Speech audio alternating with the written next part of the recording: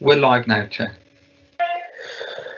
Thank you, Connor. So, good evening, everyone. I'll just go through the usual housekeeping before we begin.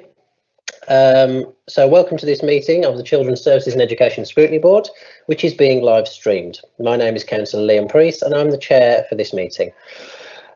Please, can all attendees mute their microphones unless they have been invited to speak? If anybody wishes to speak, please use the raised hand feature or send a message using the chat function. And I will invite you in turn to turn on your microphone at the appropriate point. When you're finished speaking, please remember to turn off your microphone again, and if you can, remember to lower your hand as well, just in case I mistake that as something else you want to say. First of all, I'll ask all the members of the board present to please introduce themselves. So in no particular order, just how they are listed on my app here. There we go. First of all, Councillor Shackleton. Yes, I'm here. Thank you, Councillor Shackleton. Councillor Chidley.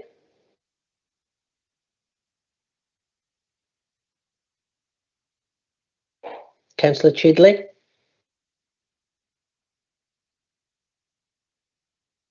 Okay, she's showing us present in the meeting, but I'll come back to Councillor Chidley. Councillor Millar. Hiya, I'm Councillor Keane Miller and my ward is Heatley Heath Ward in West Brom. Thank you. Thanks, Kate. Councillor Ashman. Good evening, everyone. My name's Lorraine Ashman. I'm councillor for Tividale Ward and a member of this committee. Thank you, Councillor Ashman. Councillor McVitie. Hello there. Hello, Councillor McVitie. Yeah, ward member for Newton. Sorry about that. No, it's okay, don't worry. Councillor Phillips. Sue Phillips, Councillor for Charlemont with Grove Vale and member of the board. Good evening. Thank you. Councillor Chidley, are you with us now? Apologies about that. I had a resident on the phone. It's okay. Yeah, Councillor Chidley for Prince's End in Tipton and a member of this board. Thanks, Jenny. We also have the Cabinet member, Councillor Joyce Underhill, here as well. Joyce, do you want to introduce yourself? Yes, Councillor Joyce Underhill, Cabinet member for Best Starting Life and an observer at this meeting. Lovely, thank you. Do we have any co-opted members of the board? Sorry, any non-councillor members? I'm not familiar with your names who are currently here. If you are, then just identify yourselves. Non-present chair. Okay, that's absolutely fine. Right then, back to the agenda.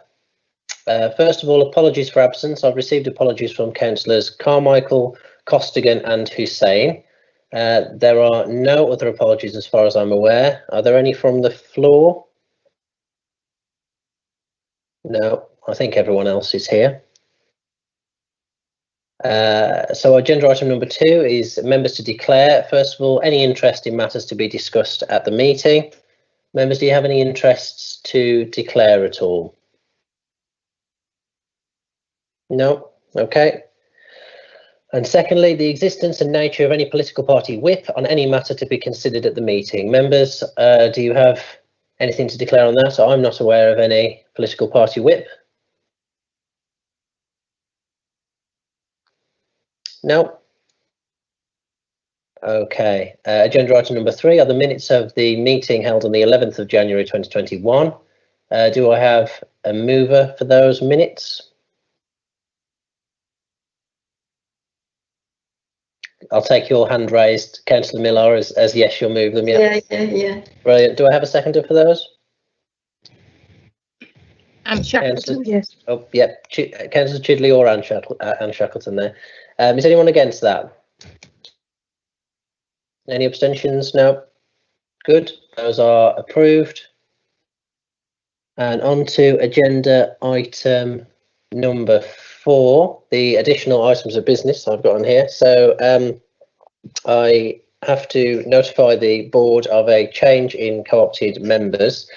Tahira Majid, who's one of our parent governor representatives, has stood down as a parent governor, and there will be a recruitment process that is underway to identify 2 new parent governor positions on the board for this board, and hopefully that will be that process will be resolved as soon as possible, and the board will be back up to full complement. That point is just for everyone's information, but does anyone have any questions or anything on that? No. Okie doke. So next on the agenda, I'm just flicking between different windows here, excuse me. There we go.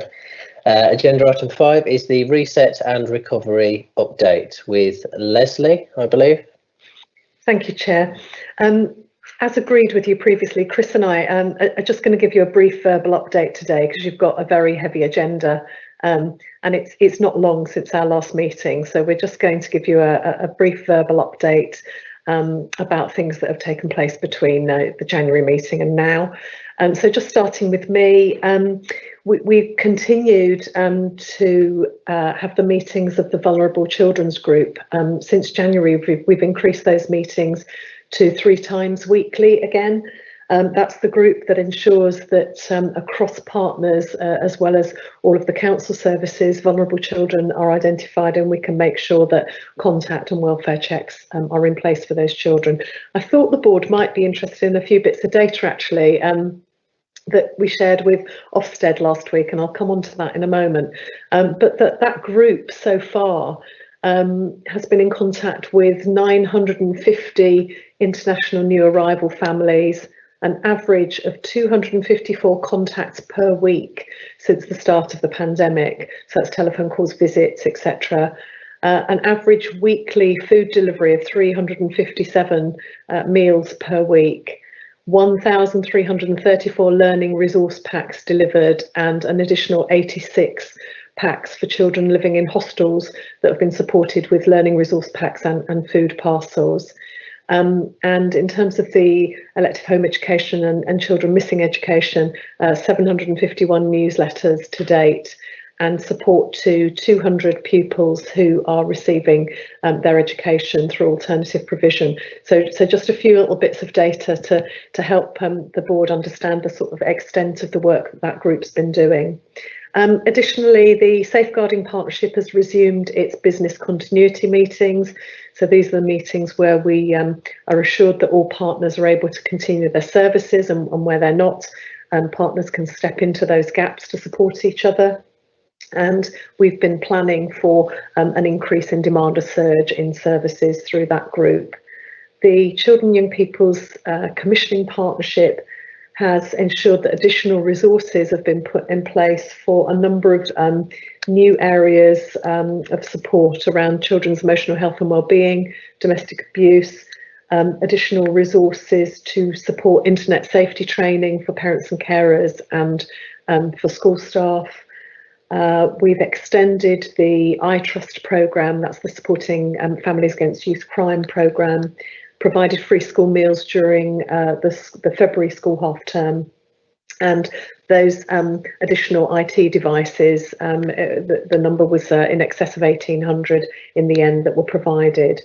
The Winter Support Grant to date has supported just over 6,500 families with children, more than £1 million worth of food and fuel being supported. And that scheme's been extended to the 16th of April, and that will enable us to also provide free school meals to all eligible children during the Easter period as well. And then last week we had a visit from Ofsted, a focused visit, which was looking at the support provided to vulnerable children during the pandemic, and particularly sort of decision making about that support. It's not an inspection with a judgment, and the final letter won't be published till the 10th of May, although we will get a draft letter back from Ofsted on the 25th of March. But the feedback from the lead inspector had lots of really promising things in it, lots of good feedback, and also some other areas that still need further improvement and development, but nothing that was a surprise, and nothing that we haven't already got plans in place to deliver. So it's been a busy period. Over to you, Chris, for the school's work. Thank you, Leslie. Okay, we've obviously had the full reopening of primary and secondary schools during the course of the last week, and we're into week 2. I'm sorry if you can hear noises in the background, there's a bit of work going on. The full reopening of primaries went really well last week. They went from 0 to full by the end of the week, and with 95% attendance, which is in line with what we'd normally see attendance in schools. Handled really well, I must say, by our primary school head teachers and staff, and also by parents who are respecting the rules that schools are trying to put in place to ensure safety. In the secondary phase, we've had a return slowly of year groups to come in and have lateral flow testing taking place before they move into school. With most children, they will have now completed 2 lateral flow tests, and a 3rd lateral flow test in school will happen during the course of this week. Whilst that's continuing, the rest of the school have come into secondary now, so by the end of this week we should see attendance rates 90 to 95% in our secondary schools as well. Following this period of school testing, then the testing goes back to home, and every child will get 2 sets of lateral flow tests per week to do a test and to report their results with. Now, the testing guidance all came in at the same time as schools reopened, so schools have had to get their heads around this very, very quickly, and so have parents. And there are videos available for parents to do the LFT tests and YouTube videos, and lots of instructions documents that come with it to help families.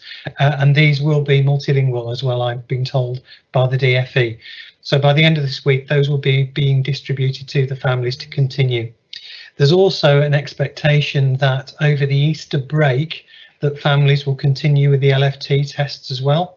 The difference when testing at home is that if there's a positive test at home, then the families can book a PCR test to have a full test through as well to get positive and negative results to confirm or not. If there's tested positive in school with an LFT, that's presumed to be a positive test fully anyway. One big change for schools, as you'll know, around face coverings, and the recommendations now that teachers in secondary schools and children in classrooms are wearing face coverings in and around school as well as in classes when they can't have a 2-metre distance. For primaries, the primary children don't have to wear them, as you know, but it's just for the staff and any visitors when they can't have 2 metres distance between themselves. So we've got this return to school which has gone well so far in primary and secondary. Heads are reporting it's been very busy, but they have managed to do it going to plan. Now, to assist families and to assist schools, we know that some children, and it'll be a small handful in every school, will find it very difficult to return to school. And we've got a welfare team set up who can help and support them for the next few weeks up to the Easter break to ensure that they are able to come back into school, because now schooling is mandatory again. We need to get them back in. And as you'll know, we're not intending to fine parents at this stage. We want to help families to get their children back into school as best we can. It's going to take some time for some children to adjust, as they won't have been in school since Christmas. And finally, what I've got is the free school meals that Leslie talked about, just so you get a sense of numbers. It's 17,500 children who will get a free school meal over the Easter period every day. So that's 10 meals they will get. So £15 a week per child, it's £30 per child over the Easter break. And that's at a cost of just over £500,000 to support that. But it's ensuring that those children don't go hungry during this time. So good news there. And that's it from me. Chair, I'm sorry, it's Leslie again. Can I encourage Chris just to mention our award? Yes, of course. Chris, Yes. mention the award. Do you know what? I should mention this award that we've got for children in care. It's a children in care award for the young People, Young Children and People Now awards ceremony, and it's been won by our virtual school in conjunction with Connections, and it's about our children being given an opportunity to have a careers interview and have independent advice and guidance as they leave school, so that they know what track to take, either into education, employment or training. And the work that our teams have done has won a national award, and it won it on the same day we were being inspected, actually, in children's social care, and we won it as the inspection team were giving us the feedback, which was very positive, obviously, around the work of the virtual school during that feedback. So it was a very fitting award. So I've got to say well done to the virtual school and the Connections team for doing such a great job for our children in care. Thanks. That's Thanks, fantastic. Leslie. Thank you very much, Chris. I'm sure that I speak on behalf of all members of the committee when I say well done and congratulations on their achievement to that team.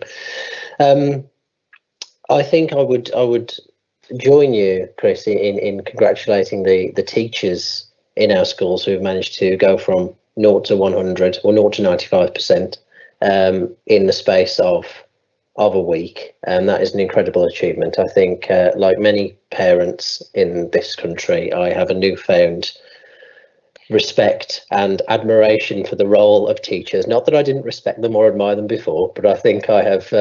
I think my respect and admiration for them has increased over the last few months as I've discovered my own skills as a teacher are severely lacking. So it's good to have professional individuals doing this. Before I bring members in for questions, I just have one question, Leslie, on the Ofsted inspection, because of course it is a bit of a headline grabber, isn't it? And I know you said that this inspection wasn't about giving a rating, but nevertheless, the rating is what people are most likely to take notice of. Given the feedback you've received so far, and you said it was positive broadly, are we on track to move up in that rating scale out of the measures that we're currently in at the moment, do you think? I know it's a bit of an abstract question, I'm sorry, but what's your feeling of that trajectory? I think the trajectory is continuing to move in the right direction. And, you know, we always listen really carefully for the words that the inspector uses in the feedback and in the letter. And if I just say the word inadequate was not used in any of the feedback, then I think that's a very promising thing. Excellent. Okay. Councillor Shackleton. Thank you. Members did receive an email about the award, so congratulations again on that, well deserved.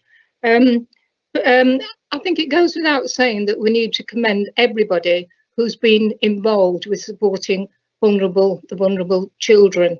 Sandwell has not received a very good press lately for lots of reasons, and I'm just wondering, how do we get this good news to the public a bit more? Because I don't think we're very good at doing that. And going back to the vulnerable children, do we expect that to decrease now the children are back in school, or will it remain static, or are there children that perhaps we still don't know about? Thank you. Leslie, Chris?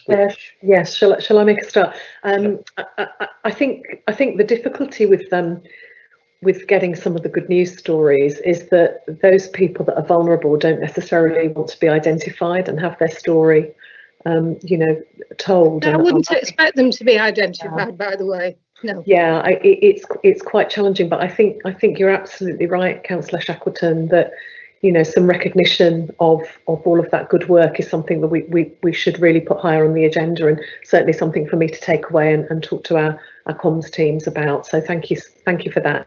In terms of vulnerable children, it's great that now all children are back at school because we're able to make sure that we really do have them very much in our sights.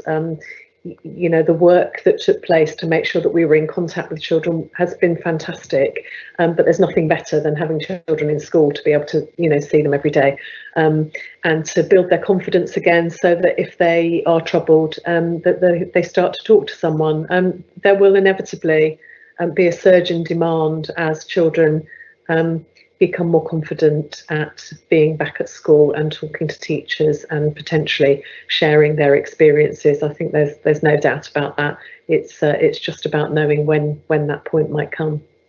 Do you want to add anything, Chris? Thank you for that. And just before I go, I just need to thank Liam for praising school teachers. Thank you. No problem, Anne. And that wasn't just to curry favour with you either, as much as I'd like to, Councillor Shackleton. Councillor McVitie. Yeah, just a few questions from me. It's brilliant to see that the attendance with students is really high. What are the attendance levels like with staff? Just wondered what that looks like and whether we have any issues. Another question, obviously we're testing a lot more, so have we identified any sort of problems or issues, or have we stopped potential outbreaks within pupils and staff? And then I just wondered if you could reassure the meeting that any resources that have been supplied to schools have come from Sandwell Council rather than actually the school's budgets. And then also, yeah, like Councillor Shackleton, about the good news about the virtual school, I wondered whether, I've not seen anything on social media or LinkedIn, and it'd be great to try and promote that story through social media, because obviously, like we've highlighted, it's great that Sandwell has a good news story rather than a bad news story. But thanks very much for all the hard work. Okay, I'll come in on that. First one then is staff attendance. Staff attendance looks good at the moment. There are a number of staff who are clinically extremely vulnerable, who are not in school, but schools have managed to plan around that.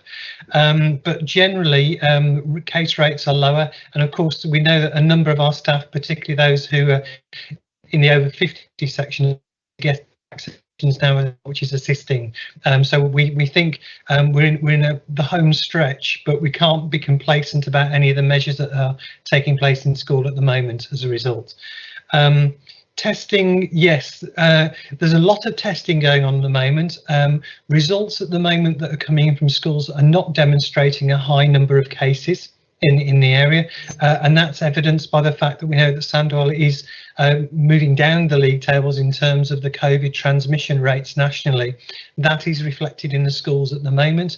There are very few positive tests that are coming through, and where they are, they've been isolated to small groups of pupils who've had contact.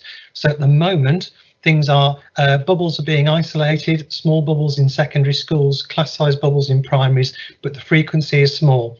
Now, we saw this with the last reopening after lockdown, and for the first 2 weeks, it was low. The test will be by the time we get to the third week, and we'll be seeing what the real figures are looking and whether there's an increase going on there from the socialisation of children together. Resources. The schools are having to use some of their resources. The government scheme that they've set up for schools to reclaim money means that schools can only reclaim money if they haven't got more than 4% of their annual budget in their reserves, which makes it, if a school is being prudent and keeping 5% of their budget in reserves, means it's difficult for them to reclaim some of the budgets. They do get specific budgets for testing, and there is a separate route for secondary schools to get additional help with support staff for that, which they can reclaim it all. And schools who are in very tight financial situations can, of course, reclaim a good majority of the funding. And a number of our schools have done that already. So the council is supporting schools as much as we can using the grants we have available to do that, and schools are benefiting, but it doesn't mean that schools aren't using some of their resources. However, I would say overall schools seem to be in a good financial position at the moment in Sandwell, and have maintained that throughout this, and that's down to the way in which the head teachers have managed their budgets effectively during this time. So we're not seeing any schools struggling financially, but clearly some will be tight to the wire, as they always are each year. And the last thing, I think, I just reiterate Leslie's points about we will try and get the message out there as much as possible.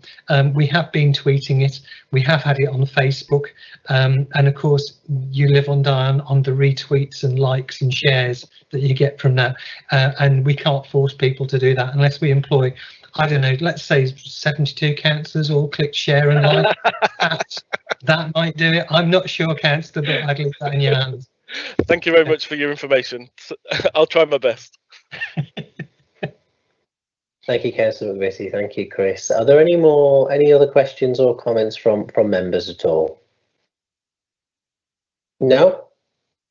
Okay, thank you for the verbal update. That has been received. We'll move on now to the next item, item number 6, examinations, A-level and GCSE moderating. And that's Andrew and Julie are presenting this I have here. Andrew and Julie, would you mind just doing a brief introduction of yourselves for the board before you start? Thanks.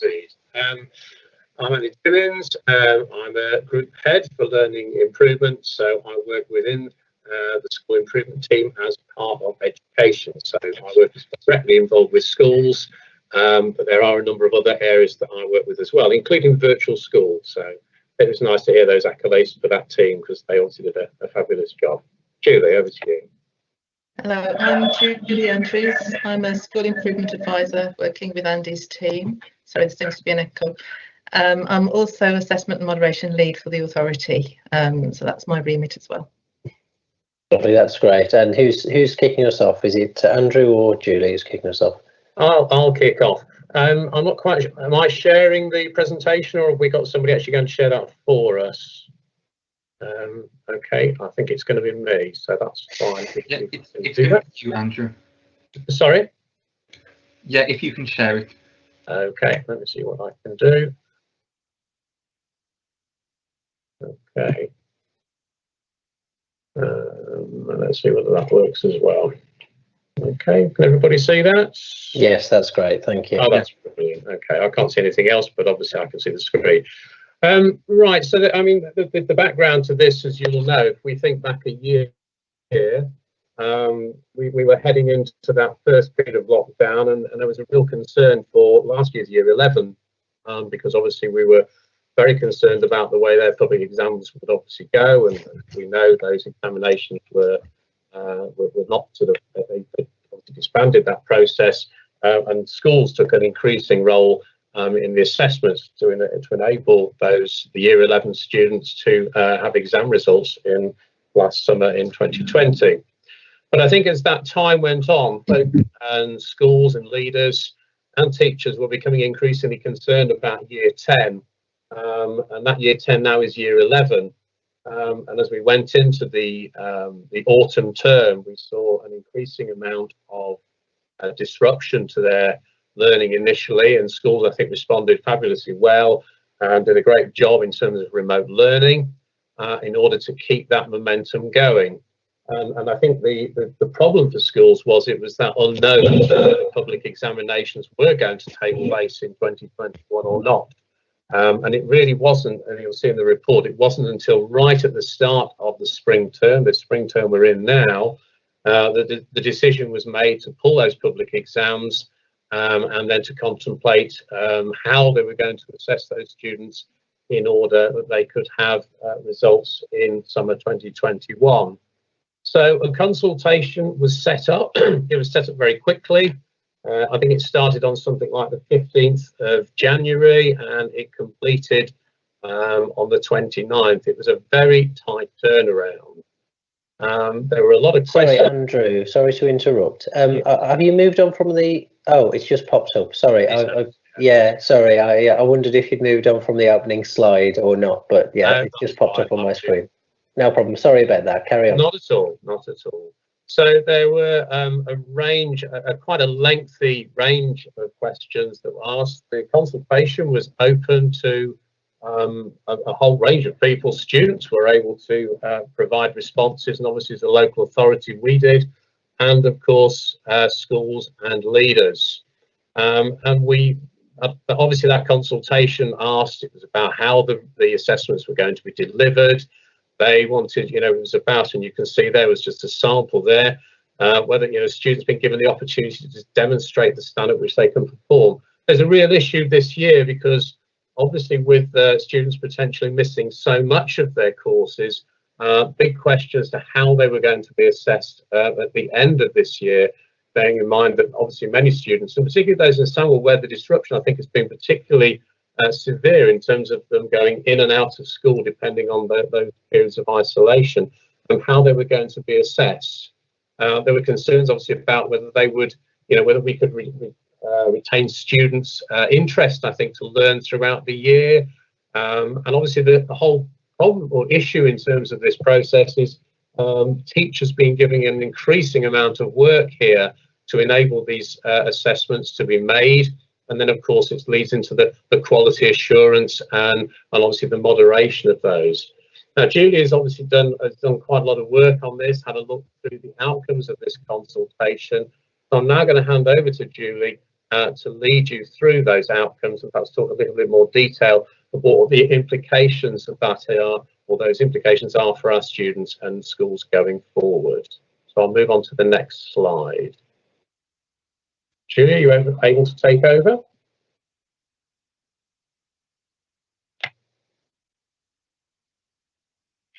Yes, yeah, I can take over. Are you going to give me control of the slides, or are you going to move them on? If you tell me, I will move the slides on for you. That's great, thank you. Okay, so I will try not to repeat what is already in the report and fill in a little bit of the background in relation to the areas that we reported on. So obviously this is a mid-year change for schools, so that puts them under quite a lot of pressure because they've got to do an awful lot of things in a very short space of time, and that relates to the areas that are on screen at the moment.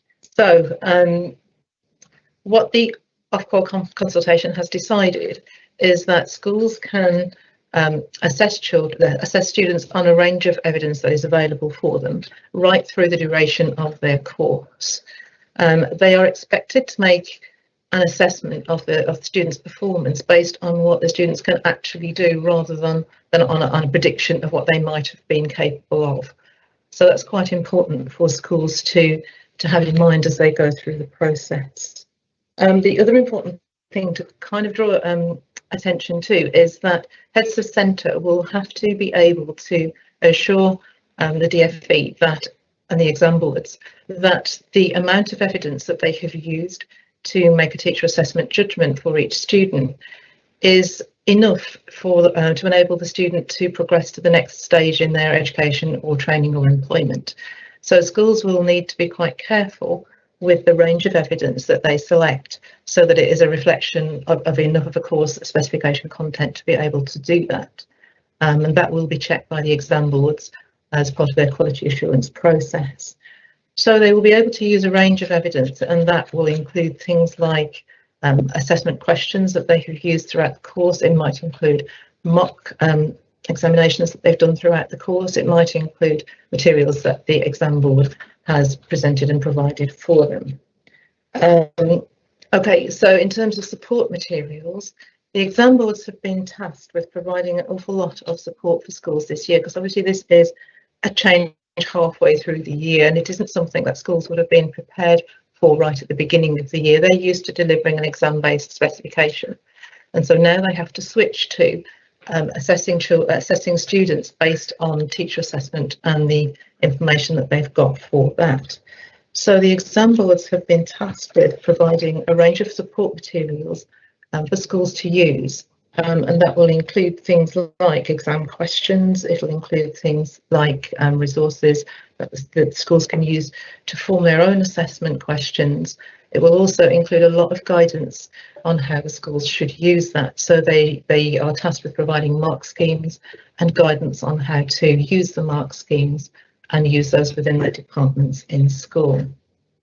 Schools don't have to use the support materials that the exam boards will provide them with.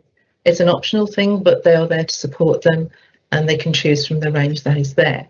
If they don't use those materials, then they will need either to come up with comparable ones that they can use that are in line with the guidance and the specifications that the exam boards provided, or they can use materials that they have already used across the course so far. So overall, there's quite a lot of things that schools will have to do to put their teacher assessment judgments together, and there will need to be some decisions made as to which pieces of evidence that they'll need to use for that, which pieces are the most important ones, which ones are the most essential ones that they can use. Ofqual has said that centres should try and make sure that a consistent evidence base is used for all students doing that particular specification. And that may well raise some issues for schools, depending on what disruption has been across the course so far in terms of COVID, and whether or not which students have gone out at which point in the course, and how they've been able to put their course together as a result of all of that. There are a lot of things that schools will need to consider to help them out with that. Schools also need to be really careful about their quality assurance processes. So there are two tiers to that. So centres have got to set up their own quality assurance processes to make sure that the evidence base that they're using is going to be reliable, that it reflects enough of a course content to be able to assure Ofqual that the students are able to move on to the next stage in their education, and that it is fair for all students that are being assessed by it.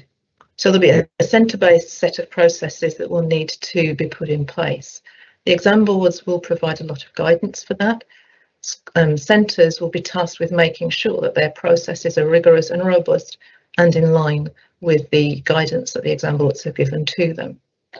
There's a second layer of quality assurance that sits above that, and that is the quality assurance that we put in place by the exam boards. That will sit at two layers, so they will quality assure the processes that the centres have put in place to make sure that they are in line with the guidance that the exam boards have established for them.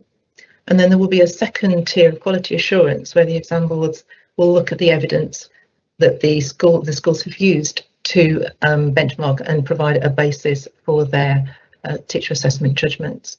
Schools have also been asked to, when they're making their judgments, to use previous historic data as a benchmark for making their judgments. They're not meant to use that as a sole basis for the grades that they award, but they're asked to use it as part of the information procedures that they use to ascertain the grades in the end. So exam boards will look at the grades that have been submitted and see whether they are in line or not with historic performance, and if it is too way out of kilter with that, they may well ask the centre to investigate it.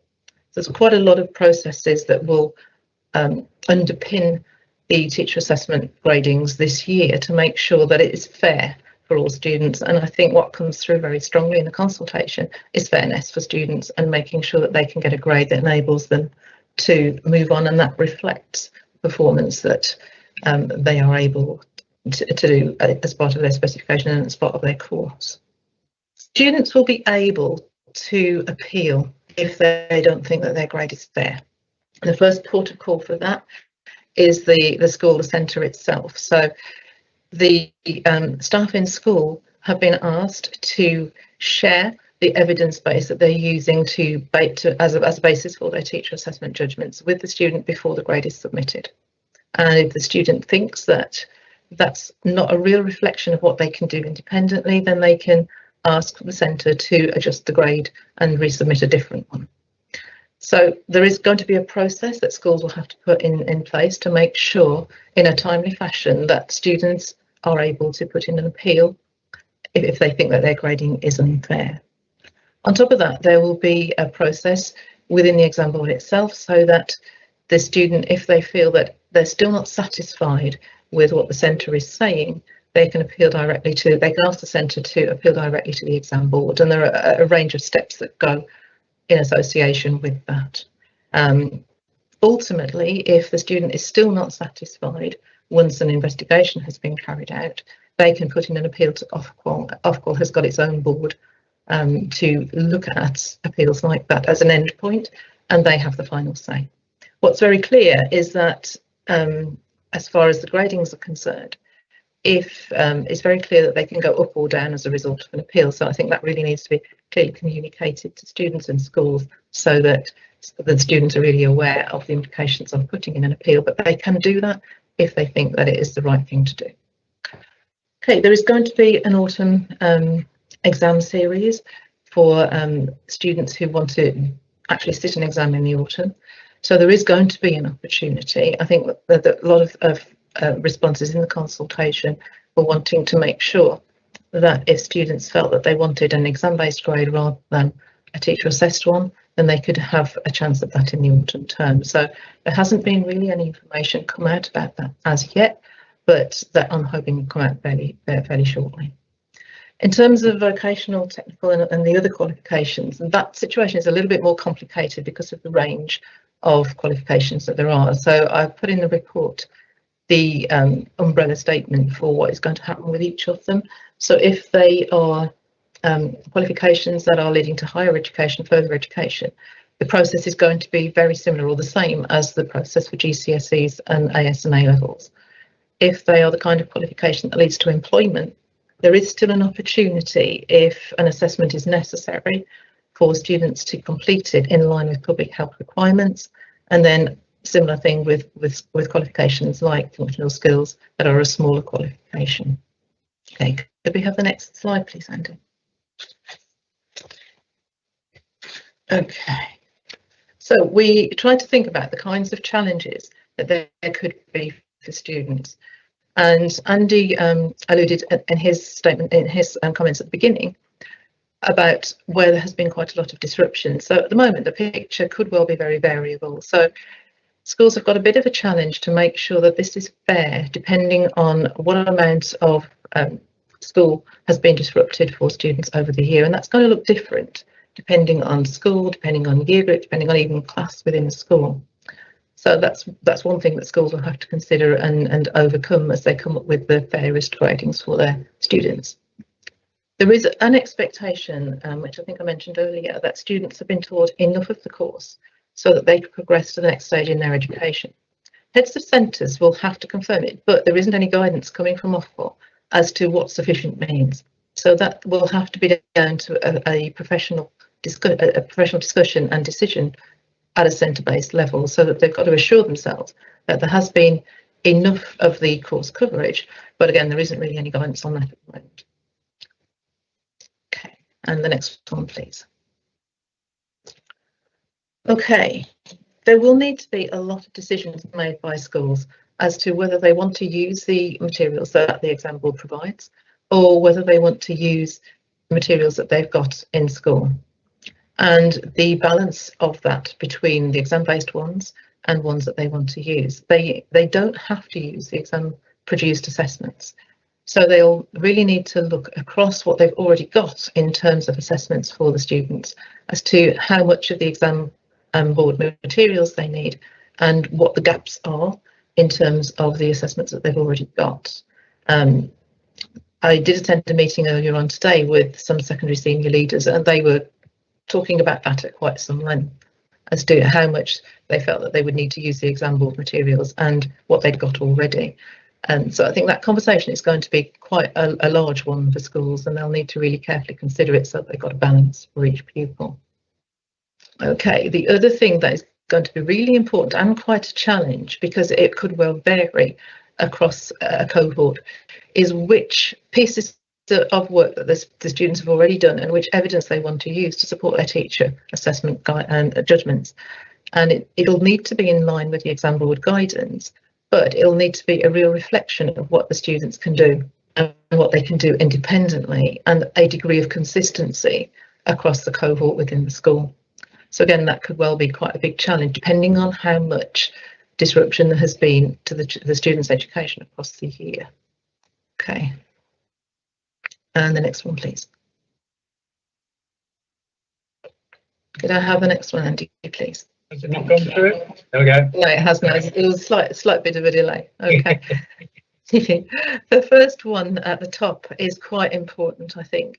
And we'll really be advising schools to just make sure that when they are they putting in place their quality assurance processes, that these are really, really in line with the exam board guidance, because what you really don't want is for a school to land in the area of malpractice inadvertently because they haven't considered something that the exam board has asked them to look at. As long as their processes are in line with the guidance that is been put in place by the exam boards, then they should be okay in terms of the malpractice situation. Because when there is an investigation to do with malpractice, its first port of call is about processes, and has the school really quality assured the evidence base they've got? Have they quality assured the judgments that the teachers are making? So schools will need to look at that and establish a tier of processes that enable them to do that. A potential issue could well be schools that have recently improved. Now, the centres are being asked to look at their historic data. The implication of that is if you're a school that has had to improve quite quickly, and this year your results are likely therefore to be much higher than they might have been in the past, the exam boards might look at that and say, is this really in line with what we could expect? And if it isn't, why isn't it? So schools will need to have a really robust argument, a counter argument for that, so that they can really validate that their results are as they say they are. And for that, they'll really need to be secure in the evidence that they have used to make their teacher assessment judgments. The one at the bottom is really, really important. There is likely to be an increase in teacher workload as a result of all of this. And we're really mindful of that as a local authority team. And that's because all of these processes have got to be put together really quickly. You're likely to have staff who have not worked with teacher assessed gradings before, and that they're really only ever used to doing exam based specifications. So there's going to be a steep learning curve for a lot of teachers. And then there is also the implication of all the marking that's got to go with it, the quality assurance that goes with that, and making sure that the appeals processes are set up in time. So there's a lot for schools to do. And I think really they'll need a bit of guidance and support as to how to manage that. Okay. And the next one, please. Okay, so to finish with, we've just put together a few areas where we feel that we might be able to support schools. So in terms of the first one, the exam boards will put out a lot of training and guidance for schools, and helping them to wade their way through that and work out what is really appropriate, and to make sure that all of the teachers that need it get the right kind of guidance that they need is an area where we could perhaps support them. I think the second one is to do with facilitating support for moderation quality assurance. Now, I think the key to that one is facilitating support. We've got a lot of networks in place that are run by colleagues, Lisa Bradbury and Liz Stevenson, and that's a really useful mechanism for us to be able to put schools together so that schools that are doing similar things can work on those together.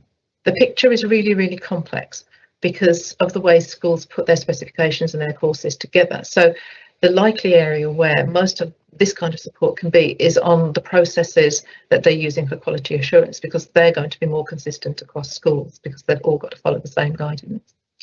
So it kind of sits alongside with the support for subject leaders and heads of departments. So through the networks, we can put schools together so that they can talk to each other about their processes, and they can get a little bit of confidence out of talking to each other about what different schools are doing, and learn and share ideas with each other. The final one is about the data analysis side of it. So we've got data intelligence unit has got quite a wide-ranging SLA with schools for data analysis, and part of that is Fisher Family Trust is part of a component of that, who offer a benchmarking teacher assessment service for schools, so they can present their potential gradings, their suggested gradings to the company, and they will sort of run it through their database and see how closely that sits in line with historic data. So that's potentially another area where we can help schools so that they don't fall foul of that one. Okay, I think that's all that I want to say at the moment. So I think we've going to leave that open for questions now, if anybody has any questions to ask. Thank you, Andrew. Thank you, Julie, for that very detailed presentation. Members, any questions or comments at all? Councillor McVitie? Apologies. Yeah, just a few. The appeals process, is there an expectation that you'd likely receive more appeals, and will the timeframes be the same? I would imagine with it being quite an open conversation about appraisals and grades, there may be some families that will feel that that's unfair or biased. And so I just wondered, I've been through an appeal process before, but I just wonder whether there's going to be an extended time where people can appeal and that will accommodate people's requests. Okay, my understanding is that the appeals process will sort of start as at the point that the grades are being submitted, and that the date for that is June the 18th. The publication of results will be either the 10th or the 12th of August, depending on whether you're doing GCSEs or A-levels. So A-levels is the 10th, GCSEs is the 12th. So in the middle of that, there is the potential for appeals to be heard. Now, Ofqual haven't published a lot of detail about that process and a timeline for that yet, but it is quite a tight timeline. Senior leaders were talking about that this afternoon as to how they were going to have to work quite hard within that period to make sure that any appeals that were being put to them were able to be heard. Ofqual have just recently published quite a lot of information. There's a document out for centres which deals with support on how to avoid bias.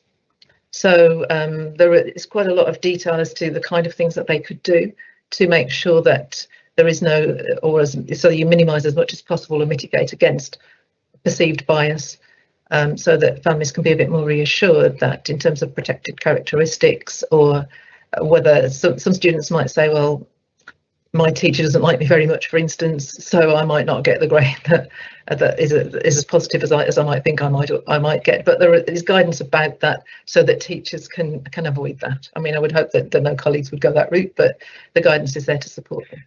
Just one or two more, sorry, just quickly. Supporting materials, why would a school go rogue and collate their own sort of support materials? I can probably understand that it fits, and you've explained it slightly, where it probably fits the needs of the school, but a school wouldn't go and make up their own exam. So why would we support schools making up their own resources? Well, it's a very good question. I mean, we haven't seen the materials yet, so we don't know how many of them there are or how much detail there is.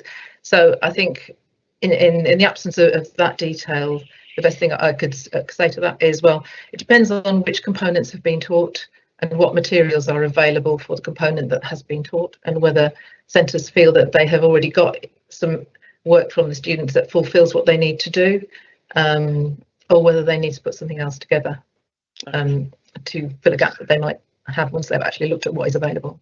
Can a student go for an autumn exam, but also also be assessed and pick the best result? I don't know is the answer to that question. Again, there hasn't been any detail published about that yet. And sorry, it's not the Richard McVitie show. I do apologise. And how is this process being communicated to student parents and families? Just because it's so complicated, just to get the buy-in from the community. Okay, DFE have published information for parents, which it's been flagged up on their website. Schools will also be doing that through their own communication channels. As a local authority, we haven't really talked as yet as to whether we'll do a separate communication, but each centre will be doing that in the coming weeks, so that they will make that really clear to their own student cohort. Thank you very much for all your information. Cheers for that. Thank you, It's worth just saying as well that there is a lot of information still to come out, and obviously as things become clearer, then obviously we can share those, I think. But it's difficult at the moment because we don't really have the full picture, and I think that's always going to be the challenge. But it's becoming clearer over time. I think the other thing to say is that teachers are well used to doing assessments, and I think it's not that they're doing something radically new, but I think it's about the benchmarking, which is the challenge, and that's, I think, where Ofqual will come in to support schools to make sure that those grades are those match across Sandwell and indeed across the country. Thank you very much. Thank you, Councillor McVitie. Thank you, Andrew and Julie. I've got Councillor Shackleton now. I think we all have to recognise that there's going to be real difficulty, and looking back at last year, in achieving equality and consistency in assessments from school to school. You know, what an individual school can believe they've got it right, but it's this school to school that worries me. And as a past governor of a secondary school in Sandwell, we often found that students their progress and attainment really accelerated after they had undertaken their mock exams in the January, February, whatever. And those pupils came out and did very well in the exams. And I feel there's a body of students there who will miss out on their actual levels that they could achieve. In fact, I know this from a personal experience last year. So I rest my case. I feel sorry for everybody that's involved. It's a difficult situation, particularly with A-level students and hoping to go on to different universities and so on. It really is a minefield. Thank you. Thank you, Councillor Shackleton. Andrew or Julie, do you want to make any comments on that at all? Yeah, I'll sort of start off, but I know Julie will come in. But I think we would agree with that. I mean, it will be a real challenge for students going forward. We know that, and for teachers. As I would say, that I think that, you know, as I've said just previously, teachers, we can't underestimate, I think, the abilities of teachers, you know, to assess that this is something they're used to. It's part of what they've done. I think what is reassuring is that as well, we've seen the quality of remote learning over the last few months has really taken off. And I think whilst, yes, we would accept, I commented that actually students were going back in and out of, in and out of bubbles and self-isolation, but actually the quality of what they were receiving from their schools, I think was really improved over time. So it puts them in a better position than they would be. But I think it's our role, I think, is through our the number of the various subject networks that we've got, that we can help schools, to work with the advice that they're getting from Ofqual, and to obviously work as much as we can, I think, to support them to give those students the grades that they do deserve. Julie, I'm sure you'll have something to add. Yeah, I mean, I'll reiterate that. I mean, we've been absolutely stunned by some of the work the secondary schools have been doing to make sure that the students can continue learning during the lockdown. And I know from conversations we've been having with them that they are really, really putting out all the stops to make sure that the students can get the best that they possibly can get in the summer.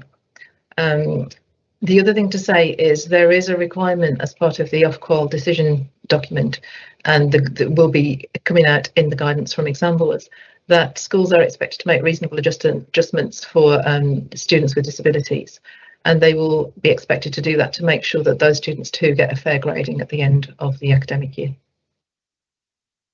Thank you. Thank you, Councillor Shackleton.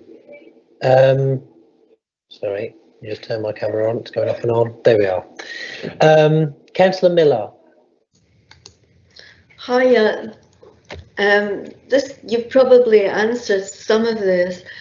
My attention is going to how do teachers feel about this? I mean, it's a big extra job, isn't it? You see the silence. Yeah. And then also, so how do they feel about it? This extra workload, also this, working to new criteria and all this quality assurance increased. And I guess if I were a teacher, I would think, am I having to work into my holidays?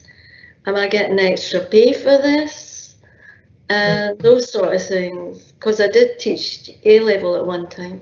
But those are my kind of feelings, hearing the amount of work, the amount of scrutiny and everything else that's extra. I don't know if you've anything to add to that.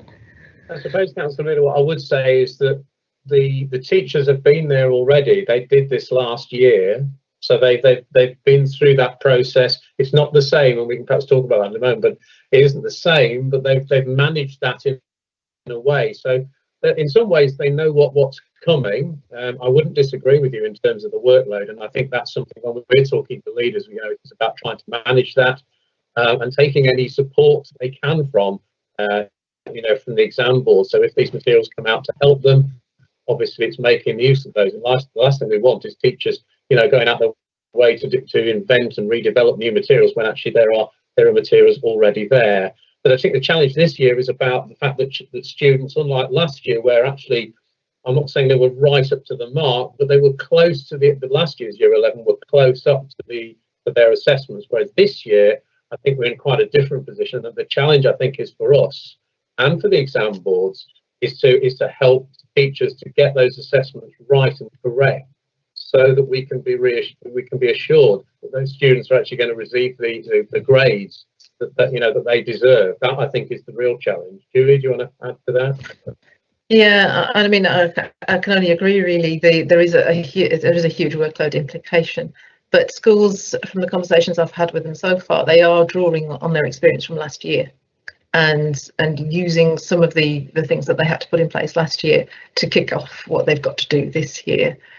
And I think part of our advice to them is, as they're planning this, to make sure that they get their processes set up and right and running, because if they get that right and they get their teacher assessment judgments based on the right evidence, then there should be, in theory, fewer appeals at the end of it, because the students won't be disputing the grades, because they know that there's been an element of fairness associated with that. So yeah, I mean, there's not a lot we can really do about some of the workload, because this has been put in place and it's been decided that this is the best way to assess students this year. So we have to sort of kind of go with it and try and support schools to get through it in the best way that they can, and being mindful of the teacher workload that goes with it. Okay, Thank but I you. do totally agree. Yeah, thank you, Councillor Miller. There aren't any other questions. Councillor Miller, do you have another question? Your hand is still raised. Are you okay? Do you have another question, Councillor Miller? Your hand is still up.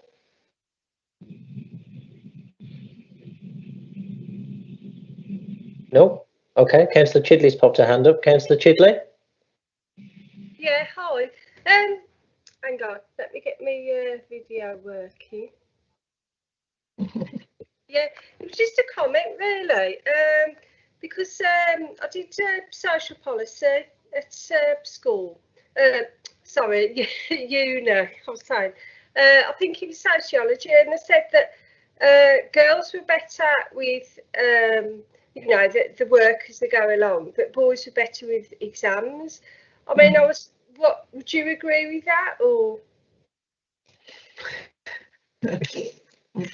Well, There'll always be some, but there'll be others who would actually, yeah, I think would sort of contradict that. So I mean, I think the fact is that the teachers' challenges, I think, it's about working with all the children. I mean, Julie mentioned some of the less able. It's about working, you know, as you said, there are some children who won't have perhaps done the coursework and will now be at a point where, you know, they'll have realised actually that there is some, you know, that they will need to do that work and to work harder in terms of the classwork that they perhaps haven't done.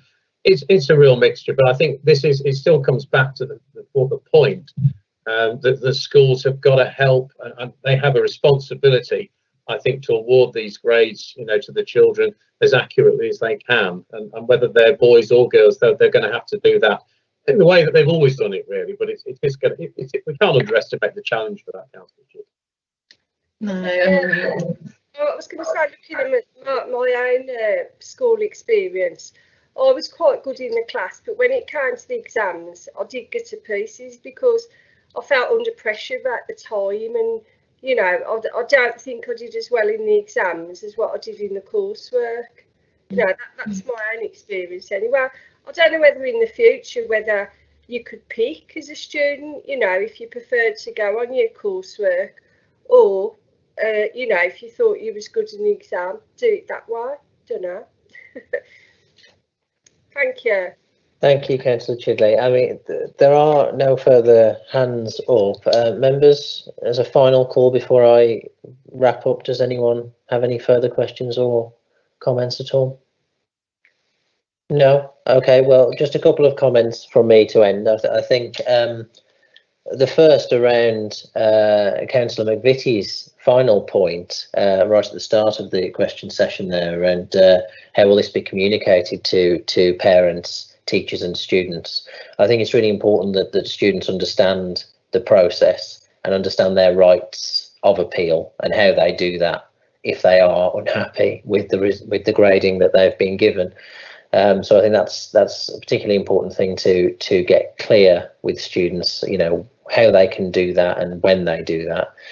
I think just to build on Councillor Chidley's point as well, I mean, I I know that the government, particularly when considering things like the English Baccalaureate, they have this ideological belief, I think, that exams are the best way of assessing somebody's intelligence or competency in a subject.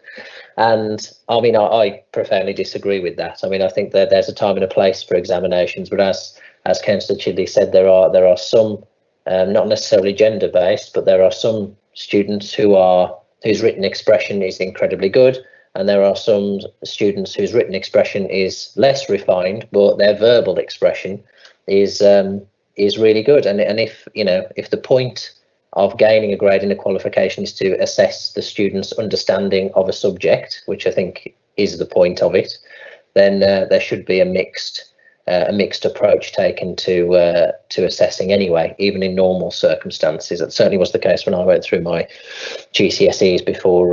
Well, that was under a Labour government anyway, but it's all changed since then. So in lieu of any further questions, thank you very much, Andrew and Julie, for your time this evening and for your presentation and listening to our questions and responding.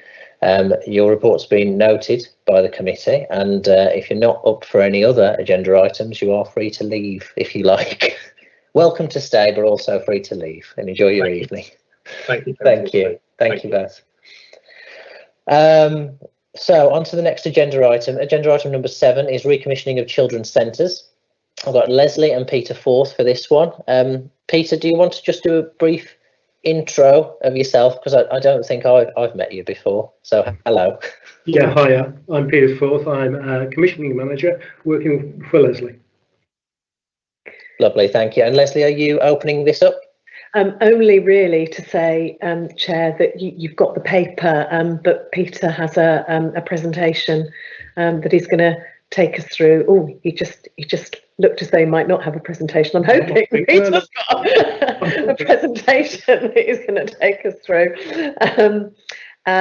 So we're at that stage again in terms of our children's centre programme, where we need to go out to procure the provider. We've extended the current contract as far as we can, and we want to start the process early. So we do have a paper going through Cabinet seeking approval to start the procurement process, and this is an opportunity to engage with you as the Scrutiny Board to make sure that that can be well informed as well.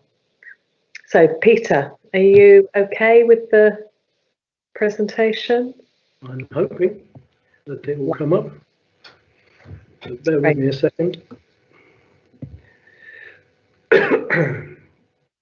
Just when you think it should all be there, of course it disappears when you don't want to. Just bear with me a second. That's no problem, take your time. Yeah. No, it's fine. I keep talking as someone who's good at cramming for exams and got lots of exam qualifications, but I know nothing really. I think that's a similar story with me, to be honest.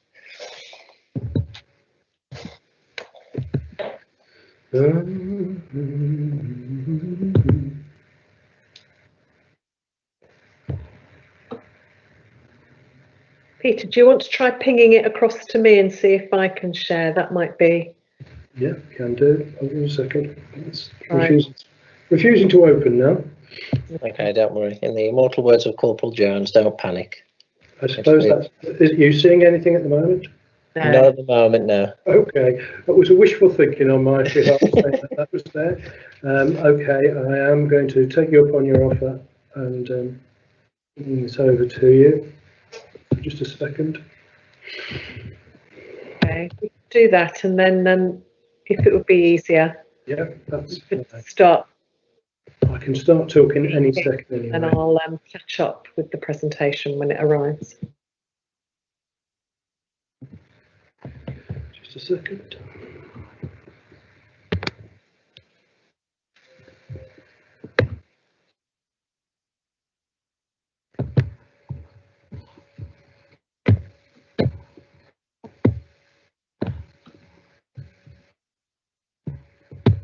Should be on its way to you now, Leslie. Okay, if you want to start just Yes, giving us the presentation, Peter, and then we'll and then Leslie will catch up with it. Yeah. Yeah, absolutely. Just a second. So I'll come out of sharing that's it. Hi, yes, there's a report going through, as Leslie's already said, about recommissioning children's centres, but we thought it would be useful to give you some background information about children's centres so you can put things into context. I guess there'll be some members I know a lot about children's centres and perhaps others who know less. So I thought it would be useful just to give a bit of background information. And I've split this piece into a couple of parts.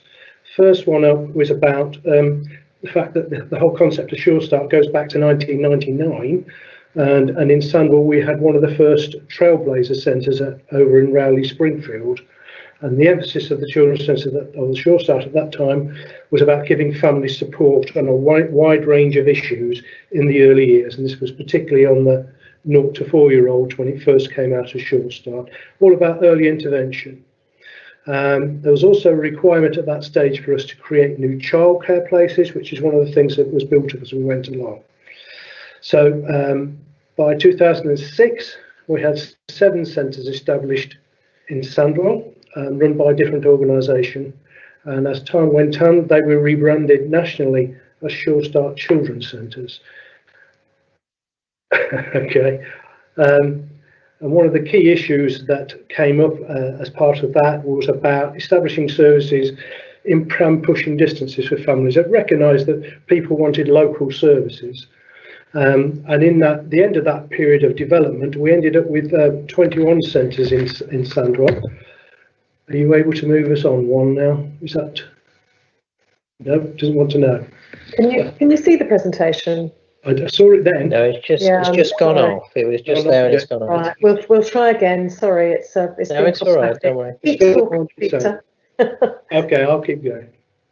So the second part of the historical context is that the level of revenue funding that came with these children's centres as they developed, that grew in line with development of new centres up to a kind of a high point of about 2011. Yeah, you're up there, Leslie. And in 2000, yes, there we go. There's the first 10 years. So we click to the next one. Thank you. Yeah, I think we're there, aren't we? Yeah, so in 2012, we went out to tender for the first time with reducing budgets for organisations to run the children's centres the next 4 years. And then we had to have further funding reductions in kind of mid-contract. And then we went into 2016 where we had another cabinet report recommissioning of the service. And at that stage we tried to contracted a bit by running things on a 6-town model of delivery with a core children's centre each of the towns with 2 in West Brom. And many of the other centres led to become primarily childcare facilities, some with community facilities, and the age range of the services as we developed extended slightly to the 0 to 19 because in recognition that families don't come in neat packages just for children 0 to 4. So our current situation now is we have 7 core children's centres. They're administered as 2-town model to reduce our management and administration costs. So there's an Oldbury, Smethwick, a Rowley, Tipton and a Wednesbury, West Bromwich. Current providers of those services are Action for Children, who run 2 of those lots, and Murray Hall Community Trust, which you probably know in Tipton. In terms of the role of the centres, the early years is still a key part of it. Family support is a massive part of it. Access to health services like health visitors, parenting groups and volunteering, and lots of other parts of it. Our non-core centres, I've already said, are used primarily for childcare, and we currently have a budget of about 3.6 million. Moving on again, just to give you an idea of the kind of things that's going on. So in terms of antenatal education, in 1920, we had 428 bookings for antenatal education rooms by the Children's Centre. We had a midwife and a health visitor delivering part of the course. And a completion rate, which is quite pleasing, of 75% for those attending the courses. And the report showed a major increase in the people who came, their confidence in being ready to care for their child, their bonding with the child and being a parent. So it all that's all gone well. And of course, obviously over the past year has had to be delivered virtually, which is obviously not ideal, but at least we've been delivering. Turning over, Play, Talk, Read as a second element of what we provide, which is very much the early years things and the preschool work. where we try to encourage parents to do the simple things in life, like read to their children, play with their children, talk to their children. All those things are all part of that. And we roll out a set of play, talk, read courses across the borough all the time, non-stop, to try to reach as many parents as we can. Through that mechanism, we've seen good outcomes in terms of, by doing that kind of course, when I did this, the 17% increase in parents joining in with their child's plays, 15% increase in parents singing songs and nursery rhymes, 11% increase in parents acknowledging the programme has made them give time to talk with their child, and then that increase in parents' confidence in talking with their child. As that example there says, the programme gave the simple ideas that I couldn't think about using, like using road signs to illustrate things. Okay. In our family support element of the work, we have a caseload of about 500 families each quarter. Of those, an average of 150 cases per quarter are early help cases, where the Children's Centre are lead professional. We use an outcome star to measure the impact of the work, and 85% of families had a positive score at the end of their time working with us. We work with Sandor Consortium, who have given us confirmed benefits gained for families in 1920 were 1.4 million. So that's a key element of the work that we do. Turning on again, we do parenting groups. In 1920, we ran 26 parenting groups. 218 parents attended, and the retention rate was 71.1%. I gave another example there. A mother whose children were subject to a child protection plan gained confidence in communicating and playing with their children. Mum had been very much against coming on the course, but finished the course stating that every parent needs to do it as it's so helpful. So we're offering those courses to a range of people, and perhaps that's a good time. Do you want me to carry on at that way, Leslie, or should we pause at that point? Let's pause at that point. If we could do questions at the end, I always think that's a bit better, and then the members can ask questions in the entirety of it. Do you want to still go through these bits, Leslie? I can't hear you. Sorry, we're being really challenged by the technology tonight. I can do that. So one of the other things that the children's centres have played a major part in is that we were able to be part of the National Early Intervention Foundation Early Years Transformation Academy. A bit of a mouthful, but it's enabled us to bring together maternity services, midwifery services, GP services, health visiting, children's centres, and all of those other services, inclusion services, etc., that work with families from conception right the way through to a child starting school. And we've been able to, through this programme of work, develop a really coherent plan.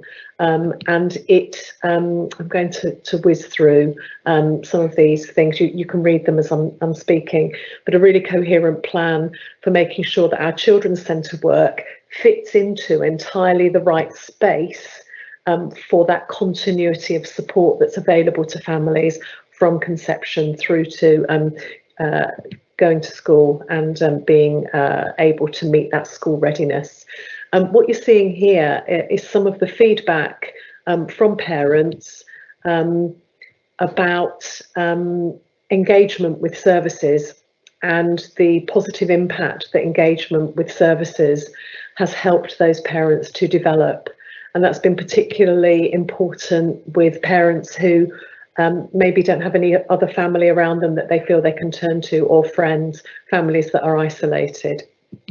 So we've got some lovely comments in here about parents' experience and also about the experience of working with the Children's Centre staff. And one of the important things about this is people being able to turn to local people who understand the environment of Sandwell, who understand the context of families growing up, and who they feel won't make judgments about their family circumstances. So this feedback from surveys that we've done with parents has been really important to think about where we go next with the Children's Centre programme. So back to you, Peter.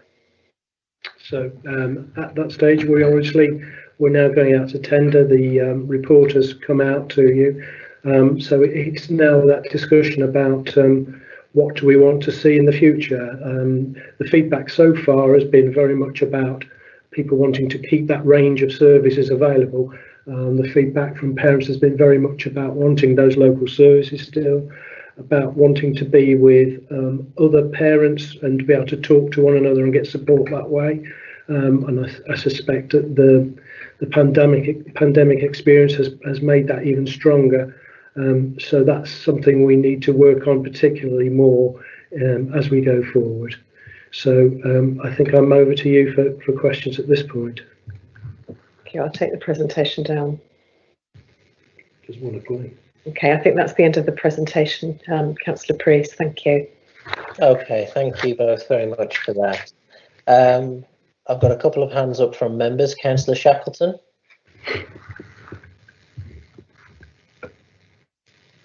We're on, really. I am here. I think, Peter, we go back quite some time, and I've always been an advocate of Sure Start, Children's Centre and so on. And I can see from the presentation today how it's even moved forward to respond to the needs of the present day and the people of Sandwell. I've always felt that it was one of the best services in supporting and also prevention, because we all know about ACEs, and obviously early recognition means that we can address those ACEs earlier, again with the prevention programmes. My concern is that if we take Rowley Regis as a town, our centre is up at Springfield. There is no way that people from Cradley Heath, that, you know, extremes of the borough, can access a service at Springfield. It's not a bus route in any way, can't access it. What I'm asking really, is there any outreach type of programme that can compensate for that? Thank you. Yeah, even before, when we had greater numbers of centres locally, we still had to provide outreach, because, you know, what's local to anybody, you know, often very much in the last couple of streets. So yeah, definitely we must provide that. We won't succeed without doing that, because the whole issue, as you quite rightly say, is how we reach out to all communities, all families. So we've got to get out there. We've got to be seeing people and providing services locally to them. So the centres are important to have a kind of a hub, but from then on we've got to go out there. Thank you. Thank you, Councillor Shackleton. Councillor McVitie. Hi there, thank you very much. Great presentation, but I just wondered, on the back of COVID, whether we should be commissioning community or family hubs rather than actually children's centres, where we offer hubs, one-stop shops, food banks, clothes banks, drop-in sessions, reducing isolation for older people in the community, and whether we should be looking at a broader picture that offers children's services or offers support for families, but it's the whole family rather than 0 to 25, and whether we should be looking at recommissioning something a bit more broader. Maybe that's not a conversation for here, but I just think we really need to put the heart back into our communities and our community centres, or those hub buildings for families who are ill, have suffered with COVID, debt, children, those sorts of things. I think we could really be something quite different to people going forward. Sorry. Yeah, I'm not going to disagree with you. I mean, I think what we do is, I mean, every centre is different, and so to an extent the services we can offer differ.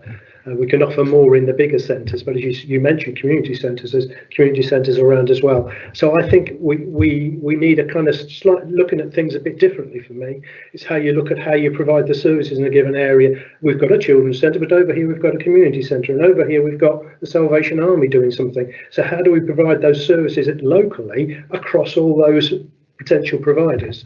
So I think we can do that. In terms of, we're always looking at developing what we're doing and trying to build in our work with the voluntary sector in particular. And I would say we've got some very, very good relationships with voluntary sector providers in the area. So that helps us to reach out, but it's a non-stop, I was going to say battle, but not battle, challenge I think is the word, for how we reach all those families in the community. And that's, if I concentrate on what we've talked about there, then the 0 to 19, that's a huge challenge. Widen it even more, it's a challenge again. I'm not shirking that challenge at all, but I think we've got a lot of work to do. Yeah, I'm certainly not taking away from the work that you're doing, but I'm just wondering whether it's a bigger conversation for the council to look at how that interacts with the community. And I sometimes, and obviously it's a children's centre, but I wonder whether that's a barrier to do more for the community. And isolation is certainly something amongst older people who we could then be working with and doing something more locally. But like I say, it's maybe not a conversation for here, but I just wanted to put my view across. I think it's a really important question, Councillor McVitie, because when you look at intergenerational work, it's really powerful. I don't know if you saw any of that lovely TV programme, which was about all the under fives who were visiting. I think it was called a children's home for under fives or whatever. And you know, the energy that those older people gained as a result of that, but also the lovely relationships that children had. And I think it's, you know, it's that intergenerational focus is a really important part of it. I think you're absolutely right that a conversation that corporately the council should be having is about, you know, what does you know, provision look like in local areas, and how do local communities influence that, and make the decisions about what's needed and what should be in existence. And I think if we can run that conversation in parallel with the process that we've got to go through for recommissioning, that would be really, really powerful for us. It's certainly not a one size fits all, but I just think there's so much need and want within the communities for people who are crying out for stuff, who just can't, like Councillor Shackleton said, access it, get to it, see it, find it. But we could actually be not reinventing the wheel, but being something quite revolutionary in community spaces to address a lot of the community needs. But yeah, great job. Thank you very much. Thank you. Thank you, Councillor McVitie. Before I bring Councillor Millar in, I think, Councillor McVitie, you've raised a really good point on policy there, and we do have the cabinet member on the meeting. If members are agreeable to it, we could certainly pass a recommendation that the cabinet member consider, from a policy point of view, what you've just laid out there, Councillor McVitie, and report back to this committee at a later date, later on this year. Would that be something that you'd be agreeable to? That would be absolutely amazing. Okay. Councillor Underhill, is that okay with you? That's fine by me, actually. When I initially had the presentation about the children's centres, I've always said that really we should be looking at the whole family, the whole community. So it is actually part of what I actually figure that I should do. And I'm sure that we'll be able to convince the Cabinet that it is the best way forward. In fact, I'll mention it when I do my presentation on Wednesday about the contracts going out and how we should actually look at widening it. I mean, why wait? I'm sure we can sow the seeds now. Thank you. Yep. Okay, that's brilliant. Thank you, Councillor Underhill. Just on that point then, if we can, I suppose Officers and Democratic Services in the background here, if you can formulate a recommendation around what Councillor McVitie has raised, is there anyone against sending that recommendation to Councillor Underhill?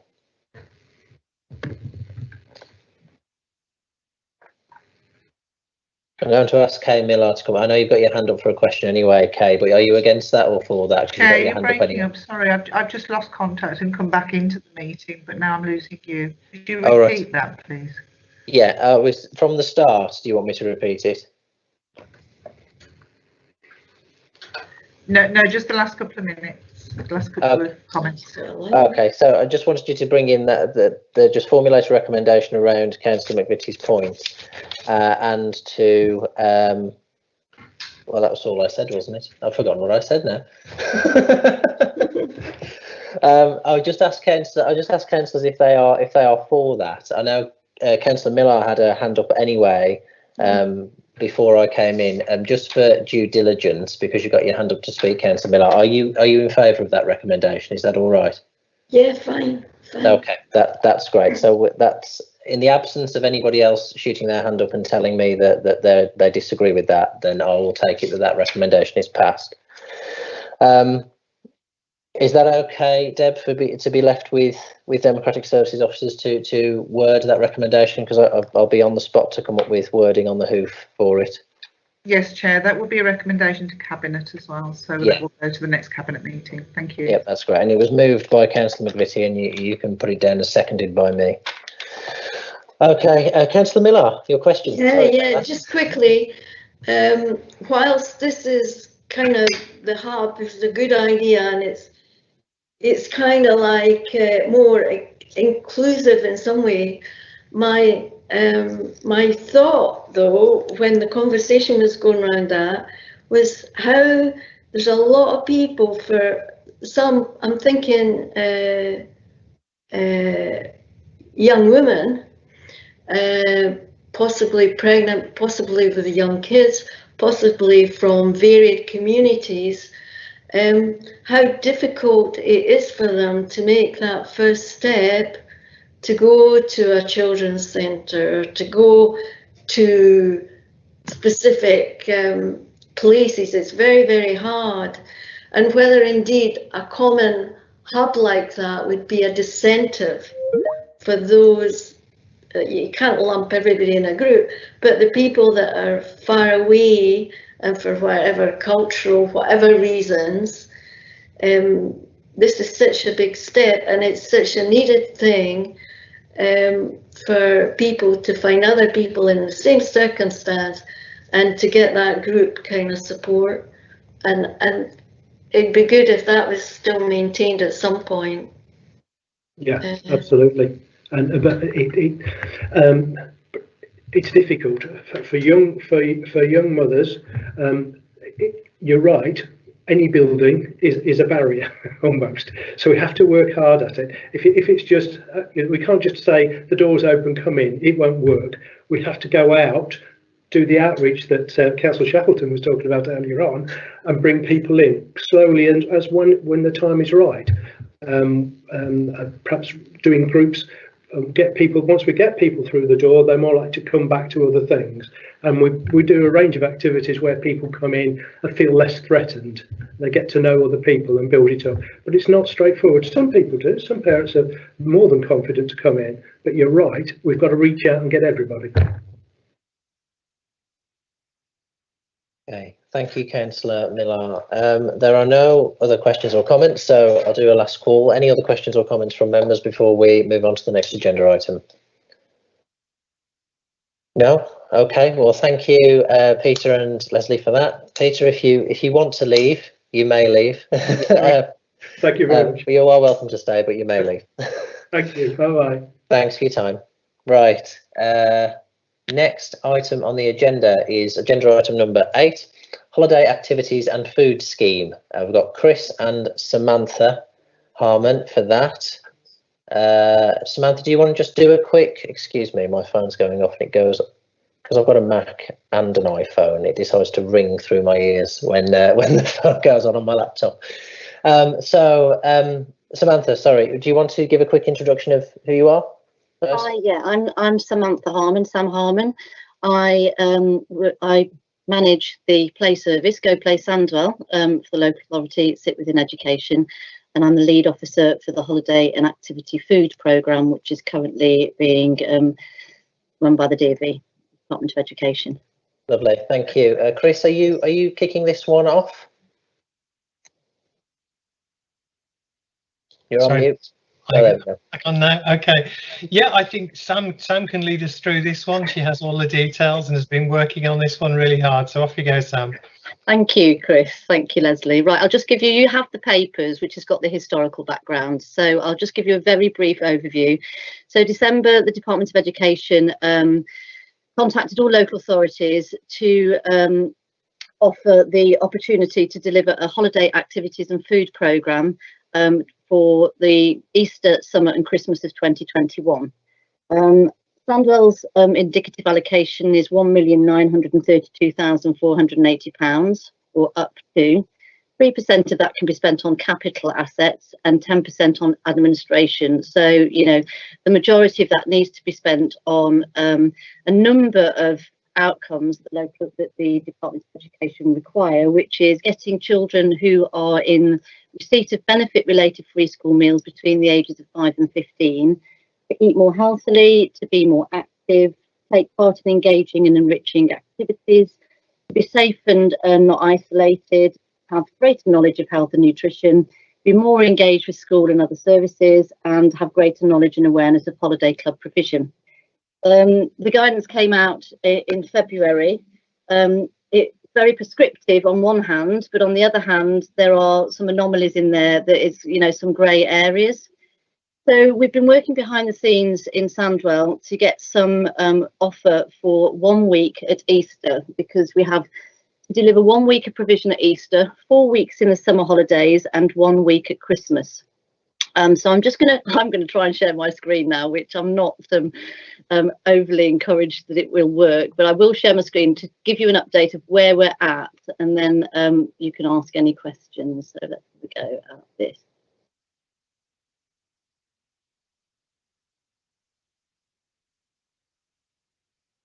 So can we?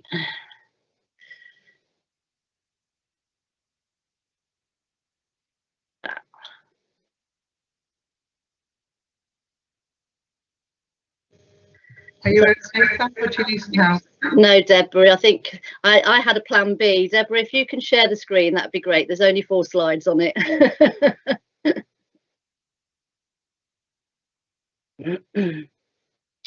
So in Sandwell, what happened was the reporting structure is through the Children and Young People Strategic Partnership.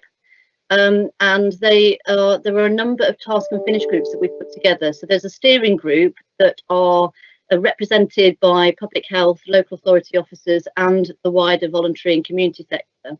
And within those steering groups, we have a number of task and finish groups. Those task and finish groups are related to comms, holiday activity and play provision that is already existing within the authority, funding and grant making, cultural and arts, outdoor provision, and PE and sports, and then finally food education. Now, the premise behind the holiday and activity and food funding is to provide enriching activities for those children in receipt of benefit-related free school meals